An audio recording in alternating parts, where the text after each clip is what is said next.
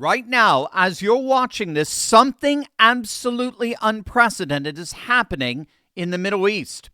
There's a reason Iran's airspace was completely shut down last night.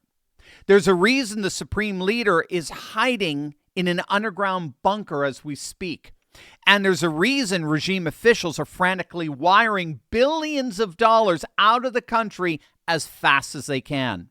It has everything to do with the single most ominous military force on the planet moving across the ocean toward the Persian Gulf. And the mullahs know exactly what's coming.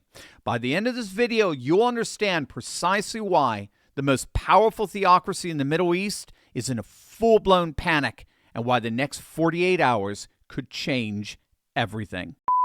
So here's what's been happening over the last 24 hours. Last night, January 14th, Iran issued an emergency notice to air missions, a NOTAM, closing their entire airspace to all flights except international services with official permission.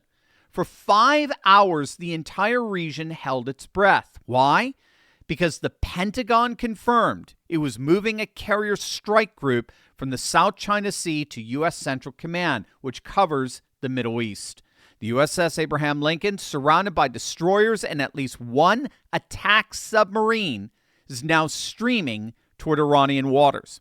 At the same time, reports from multiple outlets confirmed that the mullahs were literally stealing everything they could and running for the exits. Israel's Channel 14 reports that Supreme Leader Ayatollah Khamenei and his inner circle transferred $1.5 billion to escrow accounts in Dubai in just the past 48 hours. Former Pentagon advisor Colonel Douglas Macgregor claims that Khamenei's own son is actually seeking asylum in Dubai. Now, this is consistent with reports that Iran's 86-year-old supreme leaders developed a contingency escape plan to flee Tehran from Moscow, Russia, if nationwide protests overwhelm his security forces or trigger mass defections. The plan would involve Khamenei evacuating with approximately 20 close associates and family members, in this case including his son, who's his designated successor, and the escape would be triggered if Iran's Revolutionary Guards, their police, or their army units begin defecting en masse, begin refusing orders, or failing to suppress demonstrations, which has reportedly started to happen. Intelligence sources say Khamenei has mapped exit routes from Tehran and is gathering assets, properties abroad, and cash to facilitate their safe passage. The plan basically mirrors the Syrian President Bashar al-Assad's December 2024 escape to Moscow when his regime collapsed. Until then, Khamenei is reportedly cowering in an underground bunker in northeastern Tehran, with his entire family hiding beside him. As many of you know, for the past 3 weeks, Iran has been engulfed in the largest uprising since 1979, since the Islamic Revolution itself. It started on December 28th as economic protests with people, particularly the class called the Bazari. They're the merchant class, which carries inordinate economic influence in Iran.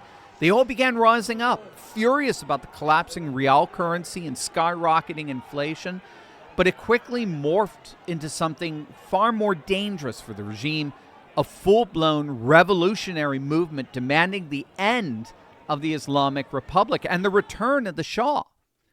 The regime responded with unspeakable brutality. U.S.-based human rights groups report over 2,600 people killed, including 150 security forces killed by protesters fighting back.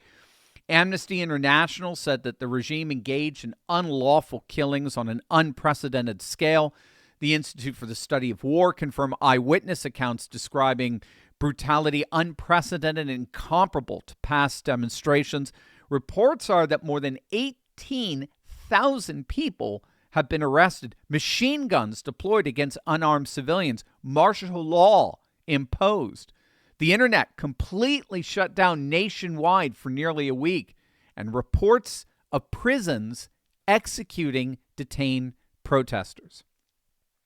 Now, on January 2nd, President Trump drew a red line. He warned Iran that he would strike militarily if they continued to harm or shoot protesters. And on Tuesday of this week, January 13th, the Department of War confirmed that the process for U.S. military intervention had officially begun. Iran panicked. They closed their airspace. They issued warnings that they'd strike American bases if Trump attacked, and they threatened retaliation against Israel, but to no avail. The U.S. began evacuating personnel from Al Udeid Air Base in Qatar. The U.K. warned against all but essential travel to Israel, whose own military engaged in missile exchanges with Iran last year.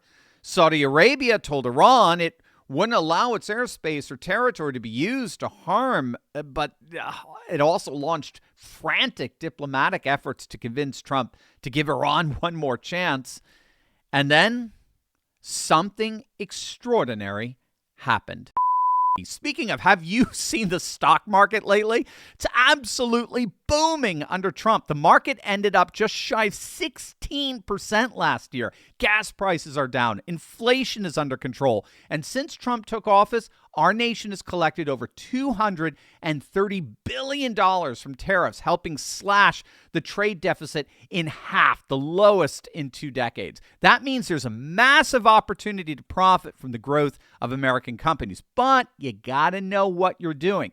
And you have to know what's really going on in the market and ignore the legacy media's lying narrative of doom and gloom. Their fear-mongering is deliberately trying to prevent you and millions of patriotic Americans from taking advantage of all the actual growth we're seeing under Trump. And I don't want that for you. I want you to know the truth about what's happening, which is why I am so excited to announce that our good friend Mark Wilburn of Neos Capital is hosting a free 5-day online training called the Zero to Trading Bootcamp, January 19th to the 23rd. It's designed to take you from knowing nothing about trading stocks to placing your first trade in just a week. Mark is a stock market expert whose picks have led to returns of over 200%. He's got this knack for demystifying the stock market so everyday Americans can learn how to profit from it. We had so much positive feedback from our listeners the last time that Mark hosted one of these events that we asked if he would do another. People like Randy, who said, quote, "The Zero to Trading Bootcamp is an amazing program. Your financial life can be forever changed." And Bert, who after attending one of those events went on to make nearly $25,000 on a $60,000 account in just 6 weeks. He even sent over these statements to prove the legacy media is lying and that patriots really are prospering under Trump like never before. And it shows the type of opportunity that exists right now in this new golden age we're in. So if you're looking for ways to benefit from this booming Trump economy, then click the link below or go to freeturleyticket.com to reserve your spot. Tickets are normally $97, but Mark's agreed to open up registration absolutely for free for all of our listeners because he wants to support patriots just like you. We're living in America's golden age, and it's time to take bold moves to build the legacy we want for our families. Go to freeturleyticket.com right now to reserve your spot. It starts January 19th. You're going to absolutely love it. We've been told that the killing in Iran is stopping. It's stopping. And there's no plan for executions or executions. So I've been told that on good authority. We'll find out about it. Wednesday afternoon, President Trump announced from the Oval Office that Iranian officials officially blinked. They assured Trump, under his own monitoring, that they have agreed to rein in the Islamic Guard and police from inflicting harm on protesters. Iran's foreign minister confirmed they had no plan to execute protesters. Iranian state media reported that 26-year-old Erfan Soltani, who had been sentenced to death within days of his arrest and was scheduled for execution on Wednesday, would not be given the death sentence. Within hours, Iran reopened its airspace. U.S. personnel who had been evacuated from the Al Udeid began returning to the base. The security warning level at the Qatar base was lowered. Oil prices plunged. West Texas Intermediate dropped 3% to $60 per barrel, and Brent crude fell 3% to $64 per barrel as fears of war eased. This is exactly what Trump wanted. Trump threatened overwhelming military force, carrier strike groups, 50 targets, potential regime change, and he got the regime to publicly commit to stopping executions and ending the killings. Now the entire world is watching. If Iran breaks that promise, Trump has complete justification to strike in any way he sees fit. In the meantime, he's tightening the economic noose until the regime can't breathe. Just today, Thursday, the Treasury Department imposed new sanctions on 5 Iranian officials accused of orchestrating the crackdown, plus financial networks laundering billions in oil revenues. The Treasury sanctioned more than 875 persons, vessels, and aircraft as part of Trump's maximum pressure campaign in 2025 alone. And to add insult to injury, Trump just announced 25% tariffs on any nation conducting trade with Iran, targeting China, India, UAE, Turkey, and Brazil, Iran's key trading partners. The Iranian economy is imploding. Most shops in Tehran remain closed. The internet is still shut down. Businesses are suffering over $1 billion per day in losses from the internet blackout. The rial currency has collapsed. Iran's middle class, the backbone of any reform movement, has been devastated by sanctions. And as if things couldn't possibly get worse, Iran faces a catastrophic water crisis.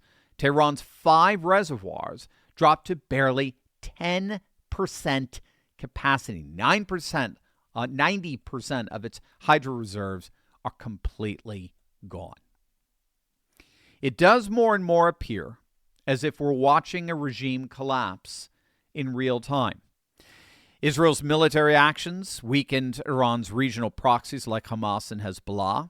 U.S. strikes in June caused significant setbacks to Iran's nuclear program, costing billions. Iran lost its key ally when Syrian President Bashar al-Assad was overthrown in December of 2024. The regime has lost every leverage point it once had. And now the Iranian people are rising up, and they're refusing to surrender. Despite the crackdown, despite over 2,600 killed, despite 18,000 arrests, despite martial law and internet blackouts, protesters are flooding the streets. And Iran's Islamic rulers are teetering on collapse. The era of appeasement is over. The rats are fleeing the ship, and freedom does indeed appear to be coming, finally, to Iran.